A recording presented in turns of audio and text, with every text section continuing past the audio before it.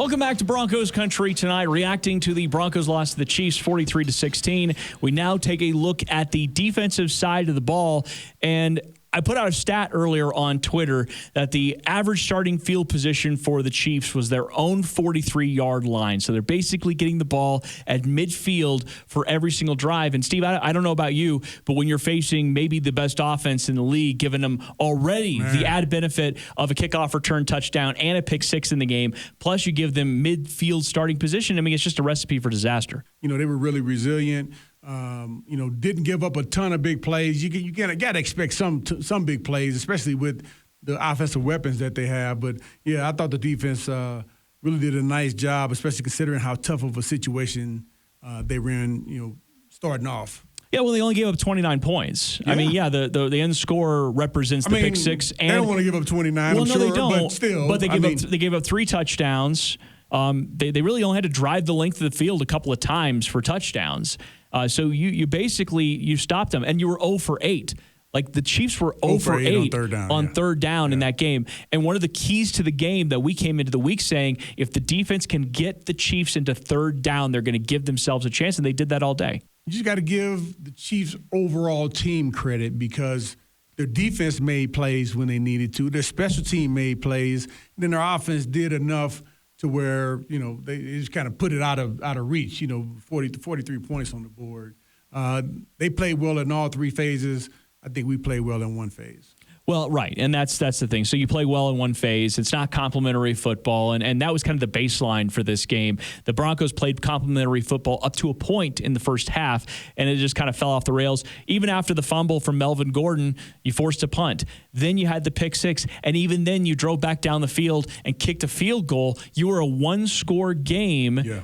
Until late in the second quarter. And so for me, that they had kind of the makings of a good performance and a good game plan until they just made too many mistakes. And like I said, giving that starting field position at the 43 on average also was kind of a big deal. What were some standout guys for you? I mean, look, I don't want to sit here and go orange slices, but there were definitely some guys that seemed like they were still fighting. Phillip Lindsay, they did amazing. And guys on the offensive line did a good job. I got to go look at a deep dive in it. I haven't looked at the wide angle where I can see, exactly how well they did. But, just jumping out of me, Alexander Johnson, man, he was all over the place. I love him as an inside linebacker. He's an energy guy. Oh, man, yes. I thought Albert O did pretty well. Drew Lock threw him a lot of intermediate passes. I think the guy's going to be a superstar. He and Noah Fant. I love those 2 guys on the field at the same time, especially in the red zone. And again, Phillip Lindsay, he did a great job. Okay, well, going back to the defense for just a little bit, I thought Bryce Callahan had a pretty good game. Yeah, Bryce. Oh, yeah. Man. Yeah. Bryce made that one tackle. I thought it was Kareem Jackson or Justin hitting Tyreek Hill. Yep. He just laid their shoulder into him, and I was like, whoa. Yeah, good coverage. And look, the Chiefs are a difficult matchup on several fronts. It's not only the pre-snap motion, but you mentioned it's just the speed. I mean, McCole Hardman was the guy early on in the game. You go through all the list of guys that you have to cover for the Chiefs and worry about, and you go Tyreek Hill, and you have Travis Kelce, and the running back out of the backfield, and now you got to worry about Le'Veon Bell, and then McCole Hardman all of a sudden is burning you. So that's Clyde Edwards-Helaire, man, that guy is a heck of a running back, and we held him pretty good. 46 yards rushing. Yeah, 46 yards rushing on 8 carries. Yeah, and we really didn't have anybody have a big game against us, especially on the defensive side. Nobody had. Travis Kelce didn't have a huge game against us. Tyreek Hill didn't have a huge game. It's just put it all together, and especially with some of the mistakes that the offense made, giving up a pick six and the fumbles, and it makes it to where it's almost insurmountable. So do you think the defense is kind of mostly staying intact during this process? We saw some of the frustrations in the sideline. Yeah, and I don't think that the defensive frustrations are with the defense. And, you hate to see a defense start pointing fingers at the offense. And, I don't know what happens. I was up in the press box watching and don't know, where it was directed. But, normally if the defense is playing okay, and the offense isn't, that's normally when I see finger.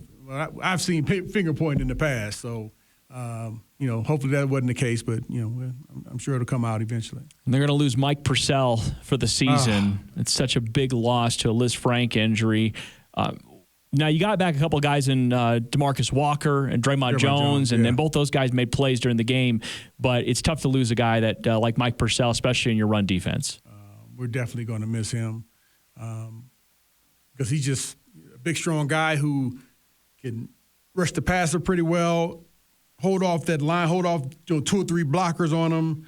And, he's a great effort guy, great young leader on the team, too.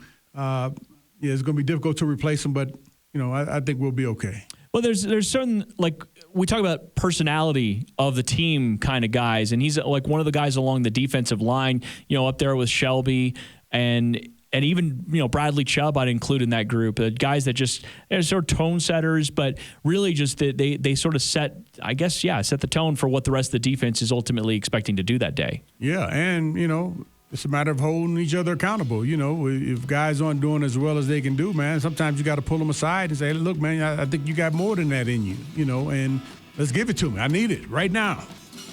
For Steve Atwater, I'm Ryan Edwards. Thank you for watching Broncos Country Tonight.